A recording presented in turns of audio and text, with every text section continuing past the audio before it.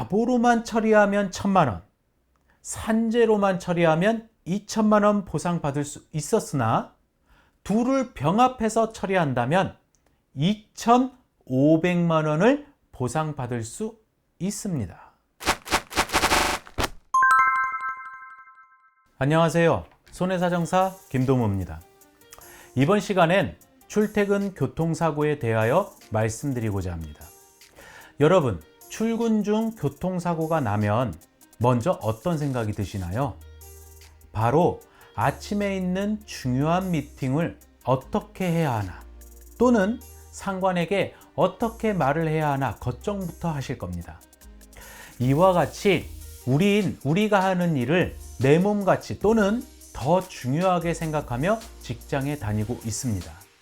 그래서 어쩔 수 없이 산재가 발생하기도 하는데요.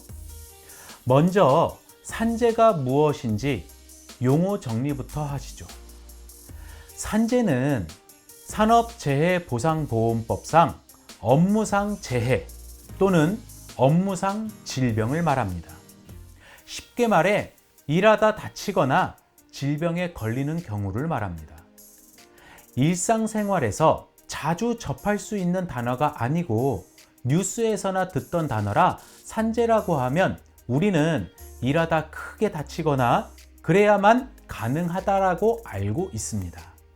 하지만 우린 거의 대부분의 시간을 직장에서 보내고 있고 일하다 보면 분명 다칠 수도 있으므로 산재에 대해서 알아두는 것이 중요합니다. 산재가 보상하는 범위는 생각보다 광범위합니다.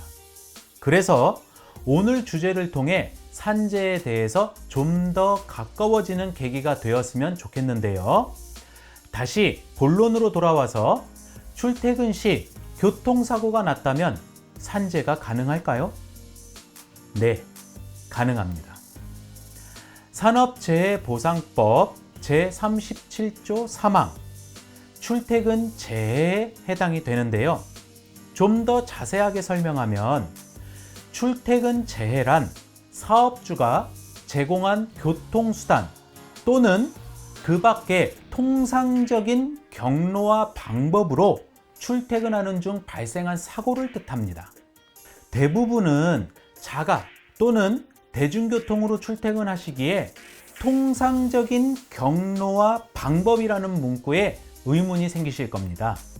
통상적인 경로와 방법이란 자가용, 대중교통, 기타 흔하게 출퇴근 용도로 사용하는 것들을 모두 통상적인 방법에 해당이 됩니다. 또한 매일 출근하는 길 또는 길이 막혀 돌아가는 경우 등을 통상적인 경로라 할 수 있습니다.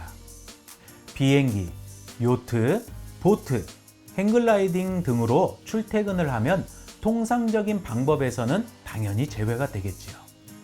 그리고 출퇴근 중 누군가를 만나거나 어디를 들렸다면 이러한 경우는 통상적인 경로에 해당이 되지 않습니다. 다만 아이를 어린이집이나 유치원에 데려다 주고 데려오는 경우, 업무상 누군가를 만나고 출퇴근하는 경우, 또는 일상생활에 필요한 물품을 사기 위해 마트나 시장에 들리는 경우, 이러한 경우는 당연히 통상적인 경로로 인정이 됩니다.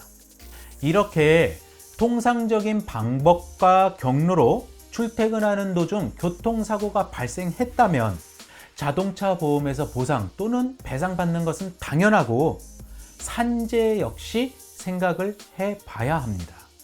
자, 그럼 자동차 보험과 산재 보험에 대한 보상을 비교해 볼까요? 일단 다음의 내용은 반드시 알아야 합니다.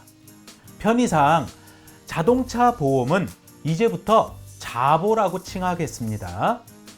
첫째, 자보와 산재는 중복 보상이 되지 않습니다.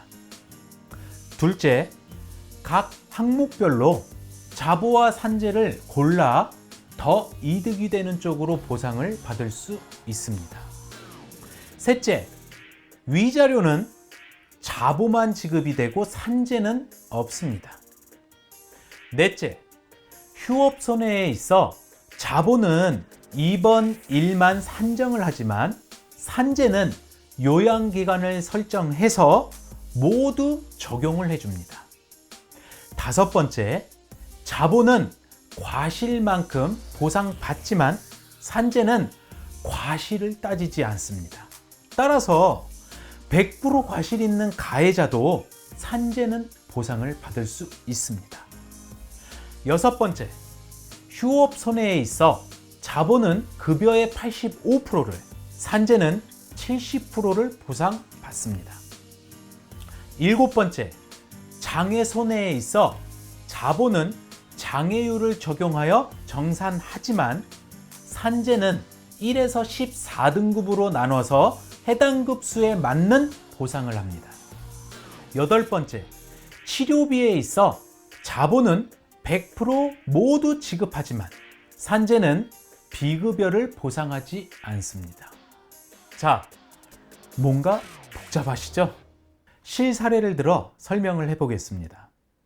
오토바이를 이용하여 배달 일을 하는 20대 남성은 차선을 변경하는 자동차와 접촉 사고가 발생했고 발목에 골절상을 입었습니다.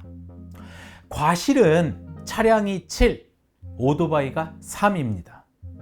입원 한 달 하고 6개월간 통원 치료를 받았습니다. 만약 이 사건을 자보로만 처리한다면 치료비 1,500만 원, 휴업손해 300만 원, 장애손해 1,500만 원, 위자료 40만 원, 기타 손배금 200만 원으로 과실 30%를 적용하면 약 1,000만 원 정도 보상받게 됩니다. 다음으로 산재로만 처리를 한다면 요양급여 900만 원, 휴업급여 1,350만 원, 장애급여 742만 원으로 대략 2천만 원 정도를 보상받게 됩니다.